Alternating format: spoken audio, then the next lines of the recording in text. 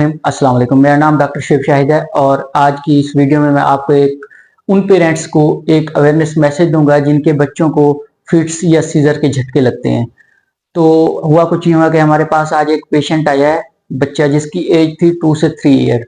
तो उसको जो थे वो फिट्स के झटके लग रहे थे। तो उसके पेरेंट्स क्या कर रहे थे कि चम्मच के साथ उसके मुंह में पानी डाल रहे थे और बच्चे को उठा के झटक रहे थे। उनका मानना ये था कि ऐसा करने से उनके बच्चों में जो झटके की मिकदार है वो कम हो जाएगी, जबकि ऐसा बिल्कुल नहीं होता और ये बिल्कुल भी कोई साइंटिफिक ट्रीटमेंट नहीं है और ऐसा करने से कभी भी आपका बच्चा ठीक नहीं होगा। इसमें कैफियत क्या होती है, जब भी बच्चों में सीजर या फिट्स के झटके लग रहे होते हैं तो उसमें ये कंडीशन होती है कि उनके दिमाग की जो सरगर्मी होती है वो अचानक गैर मामूली हो जाती है। इसमें मुख्तलिफ चीजें होती हैं कि बच्चे का जो जिस्म होता है सारा वो अकड़ जाता है, उसकी जो आंखें होती हैं वो ऊपर चढ़ जाती हैं और बच्चा जो होता है वो बेहोशी की हालत में होता है और कुछ देर के लिए वो अनरिस्पॉन्सिव हो जाता है, वो किसी भी चीज का जवाब नहीं दे पा रहा होता।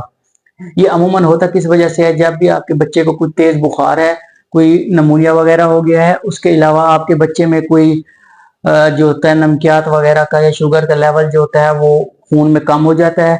इसके अलावा और भी बहुत सारी कंडीशन होती हैं, उसकी कोई दिमागी कोई उसको मसला है या उसको पैदाइशी कोई भी मसला है जिसकी वजह से उसको फिट्स या सीजर के झटके लगते रहते हैं। तो इसमें करना क्या होता है, फर्स्ट ऑफ ऑल तो हमें उसको इमरजेंसी ट्रीटमेंट देना होता है।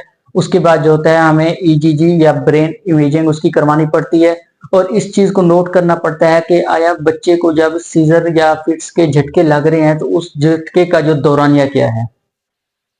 अगर तो इसका जो ड्यूरेशन होता है झटके का, ये अगर 5 मिनट से ज्यादा है और बच्चे को जो है वो सांस उसका फूल रहा है, वो सही से सांस नहीं ले रहा, तो हमें फर्स्ट ऑफ ऑल उसका इमरजेंसी ट्रीटमेंट लाजमी करवाना चाहिए, उसको घर पे लेके नहीं बैठना चाहिए।